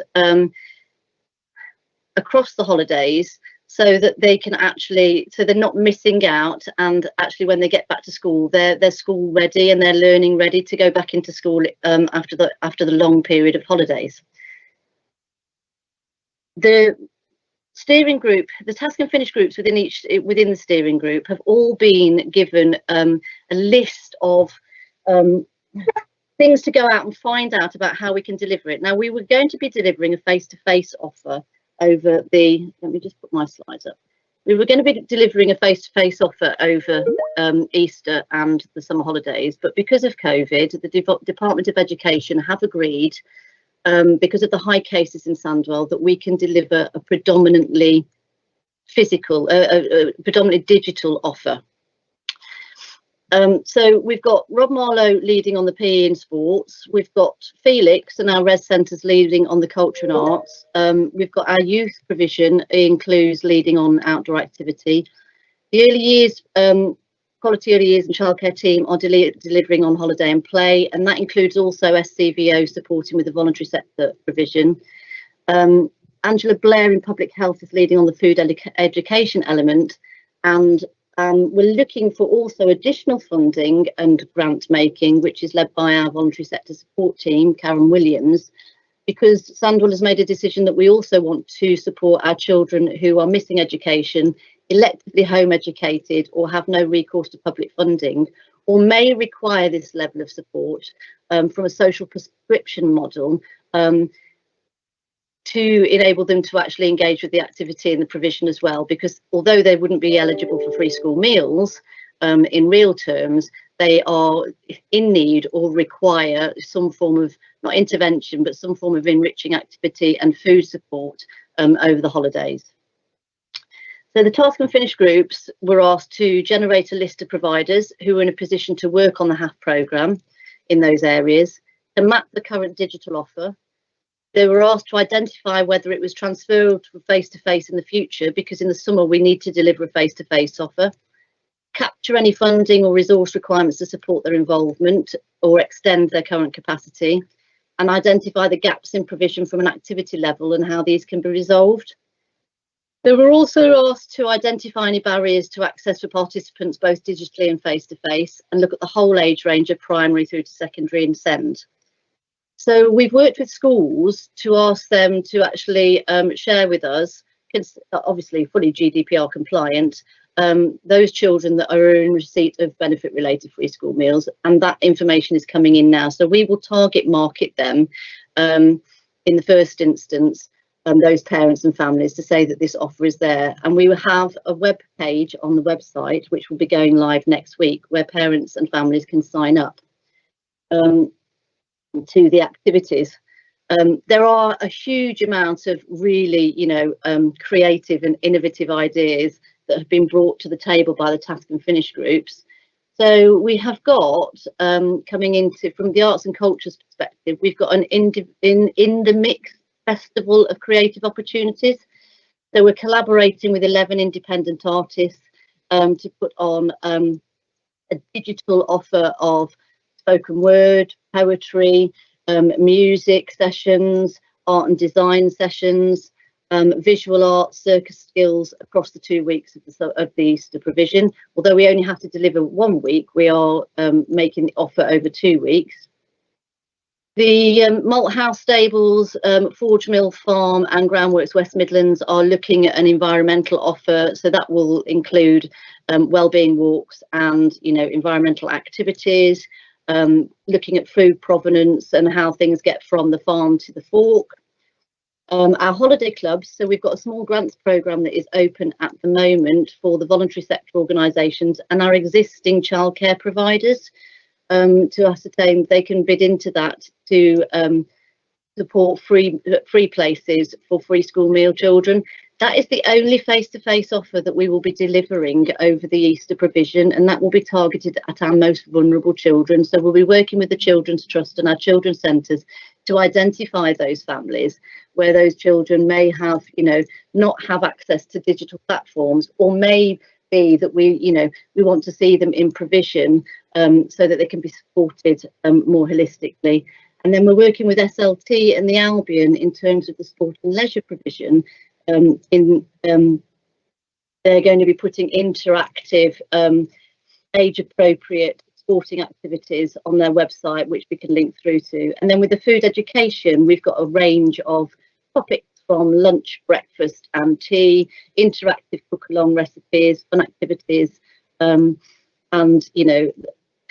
Sandwell Advocacy and Murray Hall Community Trust and Action for Children.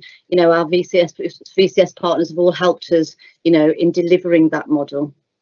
Now, we do have, obviously, there is an issue with some of the children and young people that we're working with don't have access to digital platforms. Currently at the moment, with the figures that are coming in, we've got about 300 children that have been identified by the schools that have contacted us already.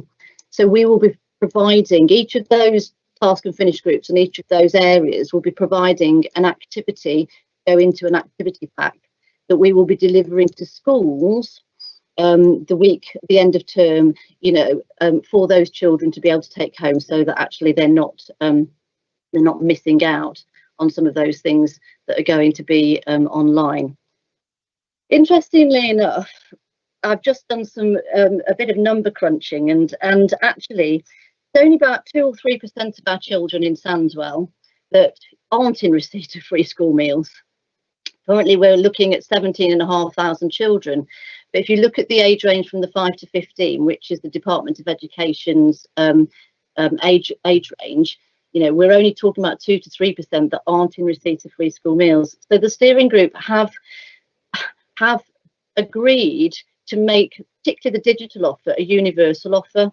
And also in line with, you know, a lot of our children and young people have, you know, missed out this year because of the pandemic in terms of those enriching activities.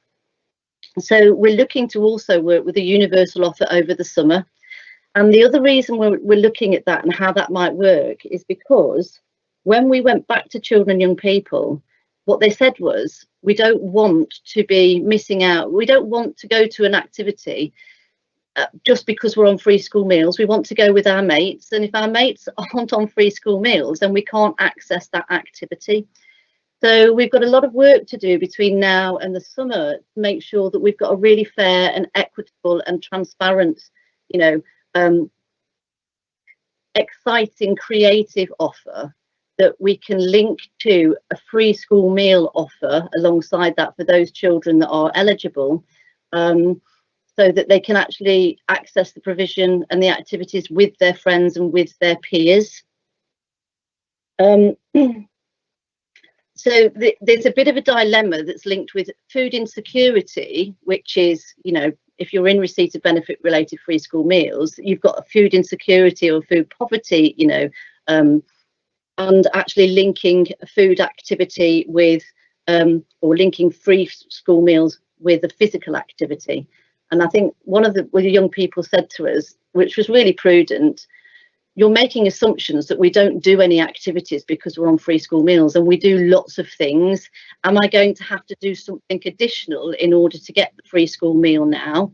Or can we link it to what's already out there? And that's a really good question. So that's the work we're doing at the moment for summer, is actually identifying how we can link all of those grassroots providers and how we can link, you know, our really strong voluntary and community sector providers to an offer that is really creative and innovative.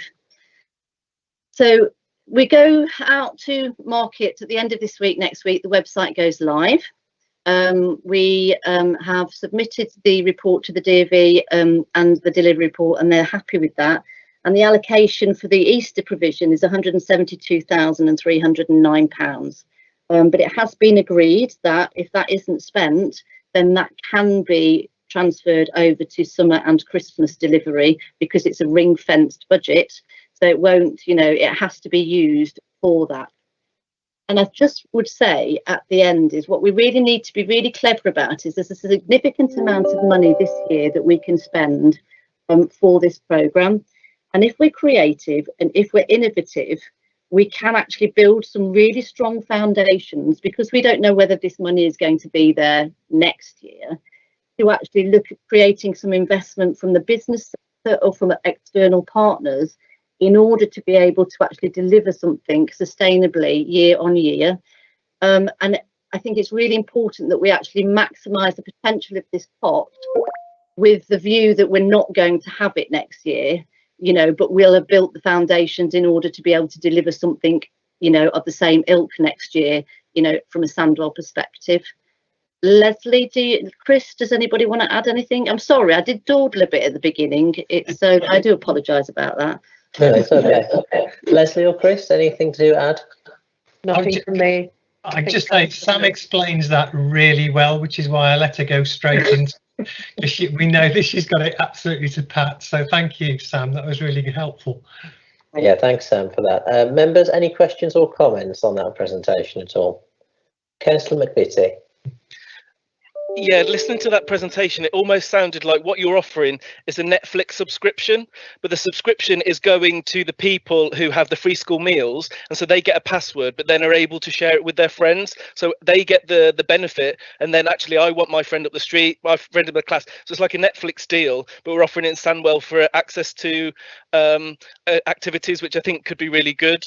The only sort of things I sort of thought were if we could explain or more about the explore element, where we can bring in climate change and educational support around what climate change is going to be. And also I thought maybe for the summer programs there could be something where you start in week 1 but complete in week 4, maybe like BSL or Makaton, so people could learn a skill or a language. They were just sort of some of the things I was thinking, to be a bit more inclusive and just offer a broader spectrum.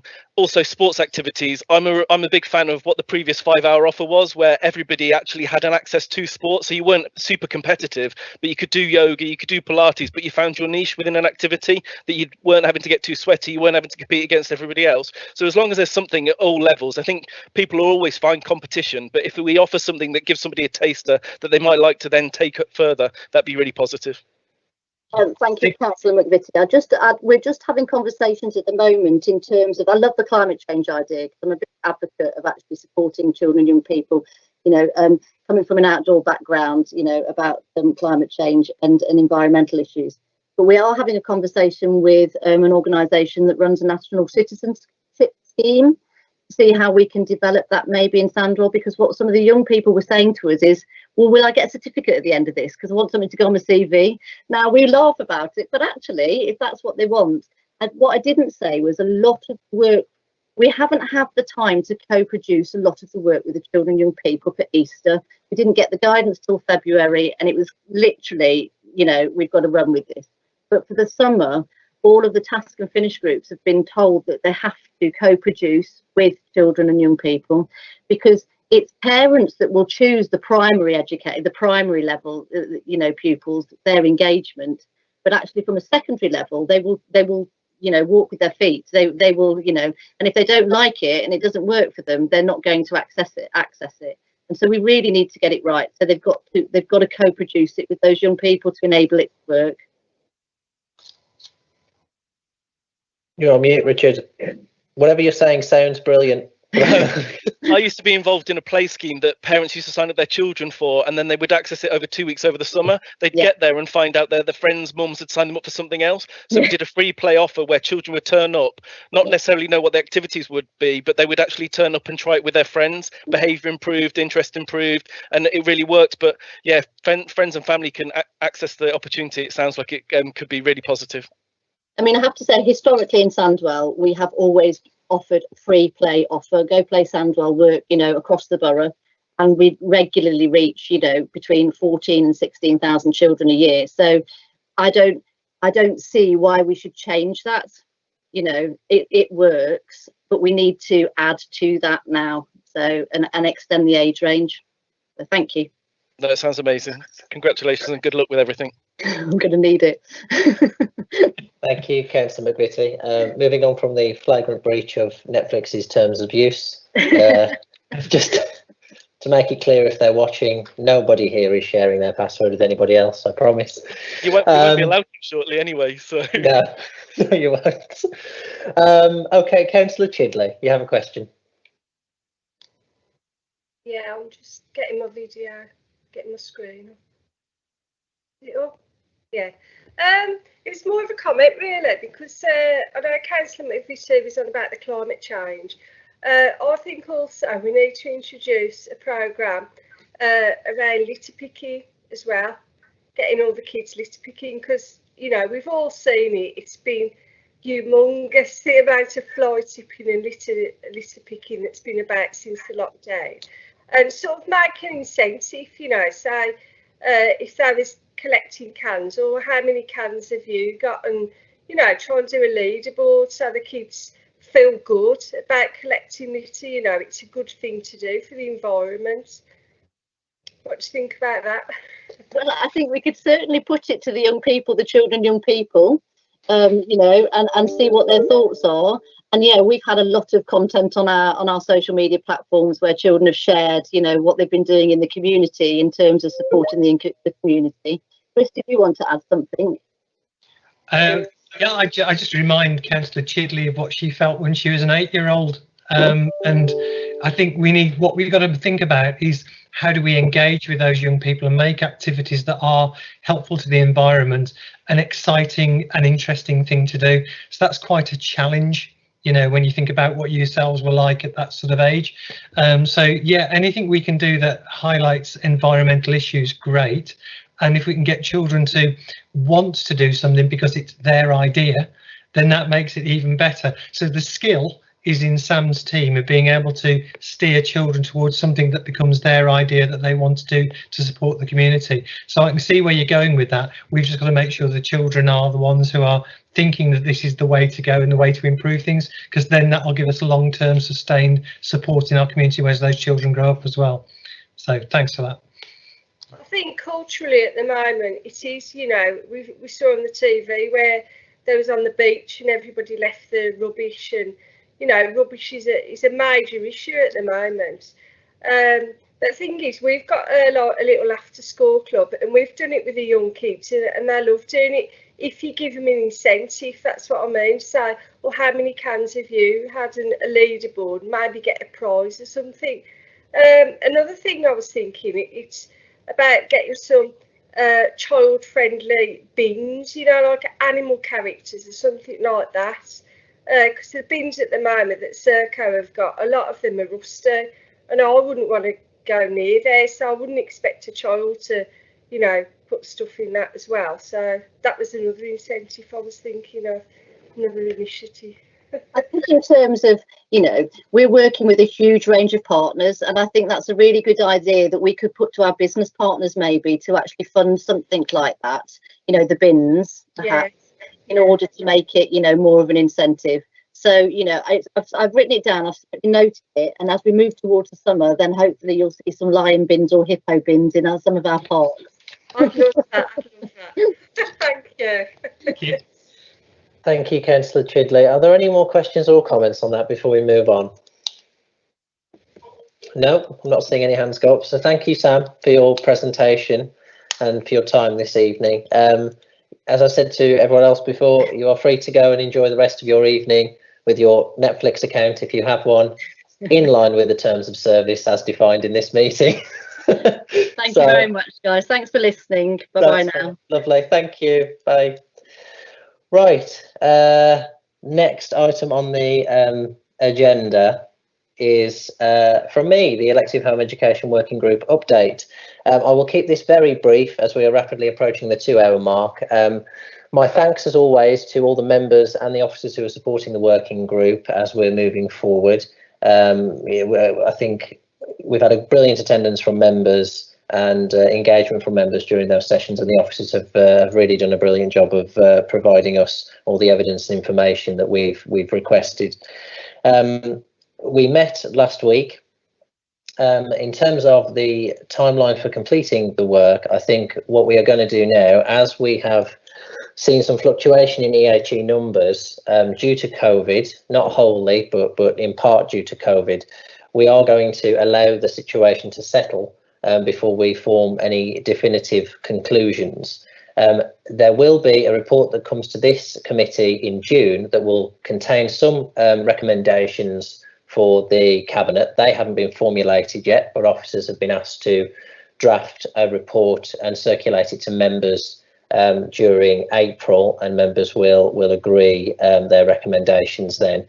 So we're looking to agree recommendations in June, but the final conclusions of the report are likely to be in autumn this year, once hopefully the situation with COVID has settled down considerably. That is all I really have to say on it, other than to assure the committee the work is progressing, and we are now in the formulation of our recommendations stage.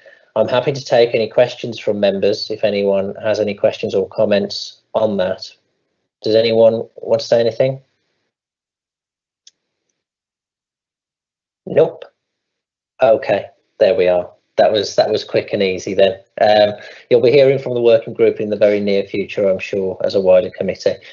So the final thing for me to do is I have the kind of unfortunate and unhappy task, I suppose, from mine and the authorities' point of view, of announcing two departures from the Children's Services Scrutiny sphere that will be happening soon. So first is our Democratic Services Officer, Deb, who will be leaving to join another local authority, who shall remain nameless. for at the end of this month, and I think I speak on behalf of all members when I want to thank Deb for her incredibly hard work over a number of years at Sandwell, not just with this committee but with all different committees and projects you've worked on. And you know, you will be missed, but best of luck for the future. Thank you very much. And secondly, those of you who were in the working group meeting last week will have been told this. Chris, our Director of Schools and Education, will also be leaving, I believe, at the end of April.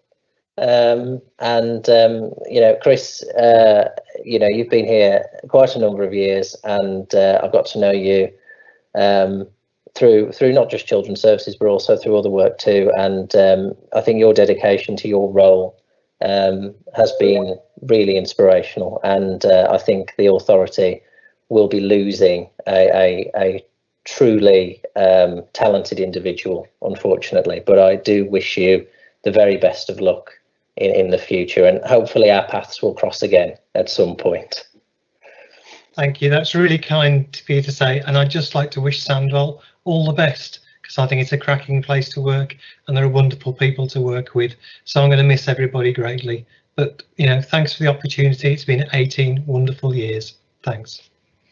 Thank you, Chris. And with that rather downbeat note, the meeting is drawing to an end, so our next meeting will be on the 21st of June 2021. I wish you all, I was about to say safe journey home, but you're all at home, so stay safe, and I hope to see you all very soon. This meeting has ended. Thank you, members. Thank you. Good night. Take care. Thank you very much. Thank you.